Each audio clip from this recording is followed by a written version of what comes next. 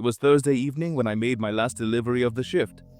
The workload was extremely high because the other delivery guy had stopped answering calls and working for a few weeks, so the rest of us were working overtime. The address that I was given turned out to be a bit out of town. The place was so secluded and so far from the crowd that it felt like it could swallow even the faintest glimmer of light. My name is Jack, and this is the night when this incident happened to me. The order was strange from the beginning: a large pizza with no toppings, the option to pay upon delivery, and a note: "Please leave it on the dining table." Filled with curiosity, I had seen many strange and unusual requests in this job over the years. As soon as my bike hit the gravel road, I immediately started feeling something odd and unusual about the place. Surely there must be some mistake. I checked the GPS again and reassured myself the location was correct. As soon as I took the pizza box in hand and headed towards the main door, the air turned cold.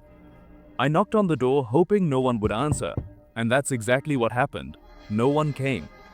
So I turned the boat around and the door opened. "Hi?" My voice seemed to get lost in the darkness inside. "Pizza delivery?" No response. The inside of the house was shrouded in shadows. Dust particles were floating in the air, open windows, broken frames, and strange pictures. I guessed and looked towards the dining room. The sound of my footsteps echoed on the wooden floor. As instructed in the note, the table was there, but it wasn't empty. A fine set of dishes covered in dust was placed there. The entire table was covered with a thick layer of dust, which had clearly accumulated over a long period of time. However, the most surprising thing was that there was a clean spot on the table, perfectly the size of a pizza box, as if someone had just moved it recently. I placed the box there.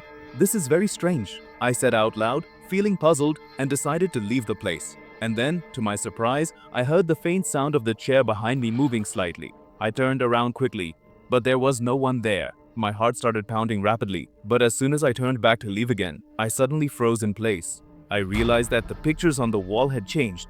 Where there were once majestic mountains, flowing rivers, and strange enigmatic pictures, now there were people. They were smiling, but with a hollow, empty look in their eyes. My fear started to grow. I quickly ran to the door, but it just wouldn't open. "Why isn't it opening?" I started to pant. My breath was clearly visible in the cold, crisp air of the room. I turned back towards the room, and then the whispering started. Many voices were coming from different directions, but it was unclear where exactly they were coming from. And then suddenly, a woman came close to my ear and said, "The food must be finished." I tried to cover my ears, but the voice had already settled in my mind.